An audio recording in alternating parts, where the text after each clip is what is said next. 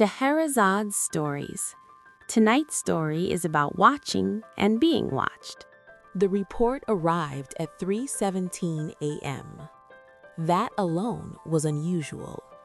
Night reports usually came from patrols, hospitals, or neighbors who couldn't sleep with their conscience. This one came through the public portal, typed calmly, without urgency. Type of crime: homicide. Victim: Daniel Mercer. Time of death: 02:45 a.m. Location: 112 Brookline Avenue. Reporting party: Daniel Mercer. I stared at the screen longer than I should have.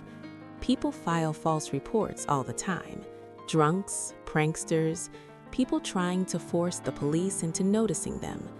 But this wasn't chaotic. It was precise. The address existed, the name matched public records, the timestamps were consistent, the grammar was clean. The system accepted it without flags. By the time I arrived at Brookline Avenue, dawn was just beginning to thin the dark. The house stood intact, lights off, no tape, no sirens. I knocked. A man opened the door. Mid-40s, tired eyes, calm posture. "Daniel Mercer?" I asked. "Yes," he said. "You're early." That was my first mistake. "I'm here because of a report," I said carefully. He nodded. "I know." "You reported your own murder," I said. "Yes," he replied. "I thought it would be easier if I explained in person." Inside, the house smelled of coffee and something metallic beneath it. Not blood, something colder. "I haven't been killed yet," he said, sitting across from me at the kitchen table. "But I will be." I didn't interrupt him. That was my second mistake. "At 2:45 a.m. tomorrow, same place, same method." "And what method is that?" I asked. He looked at me like the answer embarrassed him. "You won't find a weapon," he said. "You'll find me intact, just empty." I wrote it down anyway. People predict their deaths all the time. Terminal illness, delusion, guilt. But this wasn't fear. This was preparation. "Why report it now?" I asked. "Because the first time no one listened," he said. "First time?" I repeated. He nodded and stood walking to the living room. He pulled a box from under the couch and placed it on the table. Inside were police reports. Mine. Reports I didn't remember writing. All stamped closed. Each one listed Daniel Mercer as deceased. Different dates, different years, same time of death, 2:45 a.m. I felt my pulse shift. I checked the signatures. My name, my handwriting. "I've never investigated you," I said. He met my eyes. "You always do," he replied. "You just never remember the end." My phone buzzed. Unknown number. "You're late this time." Daniel smiled sadly. "They noticed you came back early," he said. "What happens if I stop this?" I asked. He shook his head. "You don't. You just decide whether you're the one who forgets." Outside, a siren wailed once, then cut off. I looked at the reports again, at the dates, at the pattern, and for the first time in my career, I considered a truth I wasn't trained to handle. This wasn't a murder case, it was a loop, and I had been closing it for years. I left Daniel Mercer's house with the report still in my hands. That was deliberate. Evidence doesn't feel real until it weighs something, until your arms ache slightly from holding it too long, until you're aware that if you drop it, no one else will pick it up. At the station, I scanned the files. Every single one existed. Not copies, not anomalies, fully logged cases, archived, indexed, signed off. Each investigation ran for 3 days. Each concluded with the same summary: Cause of death, undetermined. Case status, closed. No further action required. And then nothing. No follow-up, no memory of closure. No trace of me ever questioning why a living man kept dying on paper. I pulled my own personnel file. The access request went through without hesitation. That was worse than resistance. Buried between performance reviews and commendations was a medical addendum, psychological evaluation, routine according to the header. I didn't remember taking it. The conclusion was short. Subject demonstrates episodic procedural amnesia following exposure to recursive cases. Recommendation: memory reset following closure. Reset. Not rest, not reassignment. Reset. I leaned back in my chair and stared at the ceiling. "How many times?" I whispered. My phone vibrated. Unknown number. 7. I typed back. 7 what? The reply came slowly this time. Investigations, closures, resets. I stood and grabbed my coat. Daniel was waiting for me when I returned. "I knew you'd check," he said. "You always do. You said you'd die tomorrow, but according to these files, you've already died 7 times. He nodded. "And every time you close the case." "Why?" I asked. "Because the system needs it closed. Unresolved deaths pile up. They cause noise." "For who?" I asked. He hesitated. "For the ones who track absence." He led me downstairs. I hadn't noticed the door before, perfectly aligned with the wall, unremarkable. Behind it was a room with no windows and too many monitors. Each showed a name, a timestamp, a status bar. Most read inactive. Daniel's read pending. At the bottom corner of the screen was a symbol I recognized from somewhere deep in my memory. A small circle with a line through it. "What is this place?" I asked. "An intake for people who realize they're disappearing." I stepped closer. "Disappearing how?" He replied, "Not physically, administratively, socially, cognitively. The system doesn't delete you, it empties you." "And my role?" I asked. He met my eyes. "You make it official." I felt something cold settle in my chest. "You're the one who resets me," I said. "No," Daniel replied gently. "You reset yourself, they just give you permission." The monitors flickered. A new name appeared. Mine. Status: active. Time remaining: 22 hours, 41 minutes, 13 seconds. I stepped back. "What happens when it reaches 0? I asked. Daniel looked tired. "You forget why you cared," he said, "and then you close me again." Silence filled the room. "Unless," I said. He didn't answer immediately. "There's a way to break the loop," he said finally, "but it costs you." "What?" I asked. He turned off one of the monitors. "Continuity," he said. "You won't be reset again." "That sounds good," I said. He shook his head. "You won't be able to close the case, ever." "And you?" I asked. He smiled sadly.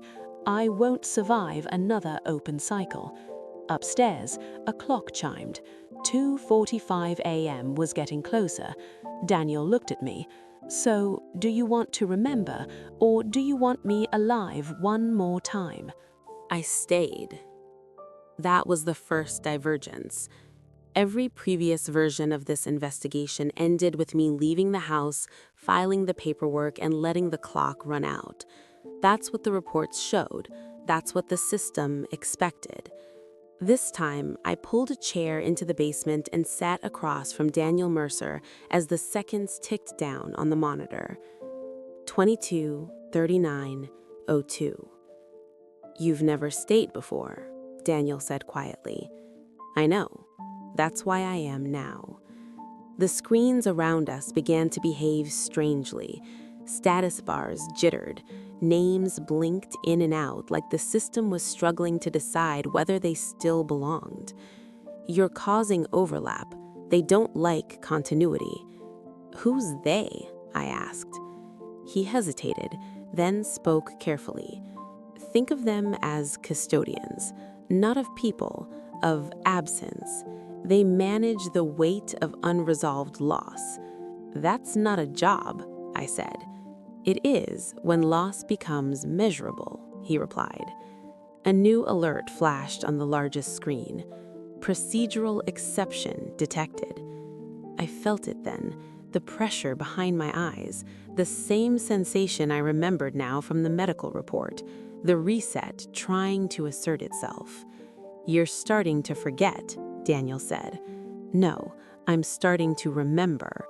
I opened it and read aloud. Dates, case numbers, details I'd written down after previous cycles without understanding why. My own handwriting changing slightly each time. Sloppier, more urgent. "You knew this would happen," Daniel said softly. "Yes, I just didn't know I'd planned it." The monitors flickered again. A voice filled the room, calm and synthesized, layered from multiple sources. "Detective," it said, "you are interfering with a closed process." "I'm reopening it," I said. "There is no jurisdiction for recursive cases," the voice replied. "Then consider this a missing person, because he's still here." Daniel laughed once, short and disbelieving. The countdown accelerated. 11:12:47. "That's new," he said. "They're trying to rush it," I replied. The voice returned, firmer now. "You are authorized to conclude this case. Please proceed." I felt the pull, the familiar urge to simplify, to summarize, to reduce everything to a paragraph that made the discomfort stop. I stood. "No," I said. The word landed heavier than I expected. Somewhere above us, glass shattered, alarms started, then cut off mid-sound. The house groaned like it was being folded into a version of itself that no longer fit. Daniel's monitor flashed red. Stability failure. "What happens now?" I asked. Daniel looked at the screen, then at me. "Now," he said, "you see what a death looks like when no one signs it." The room grew colder, not physically, conceptually, like the idea of warmth had been deprioritized.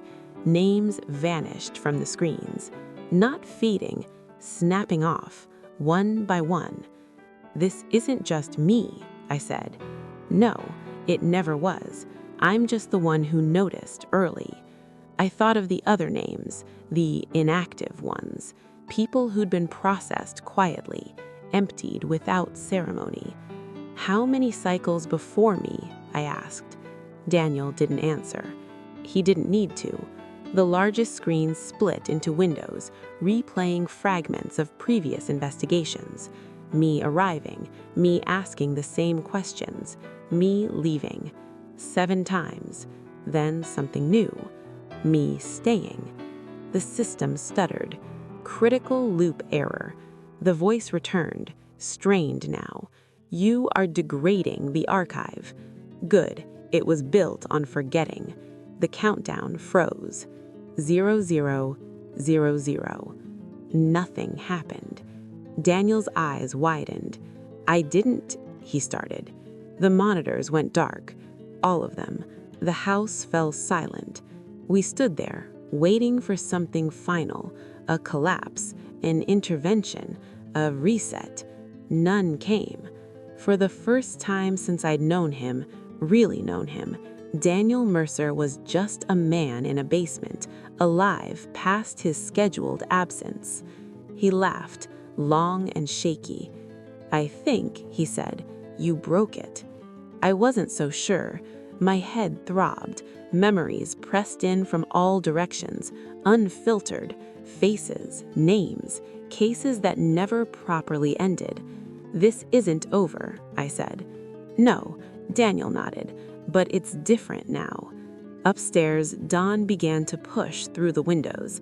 The system hadn't ended.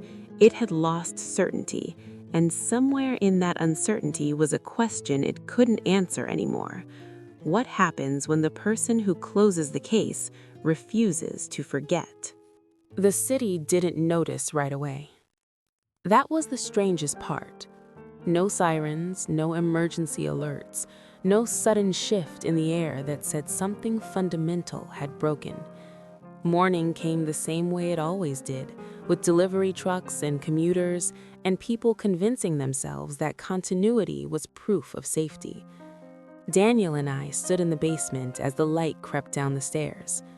He was still alive, not pending, not scheduled, alive in the ordinary, fragile way people are when no one is counting down their absence. "That's never happened," he said quietly. I nodded. My head felt full, like a room where all the drawers had been yanked open at once. Memories I hadn't known I was missing pressed against each other, old cases, familiar faces, endings that never felt like endings before.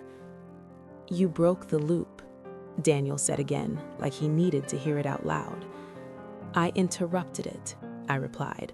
"There's a difference." He looked at me. "Do you remember everything now?" I hesitated. "I remember enough," I said. "That might be worse." By noon, the consequences began to surface. Not dramatically, not all at once.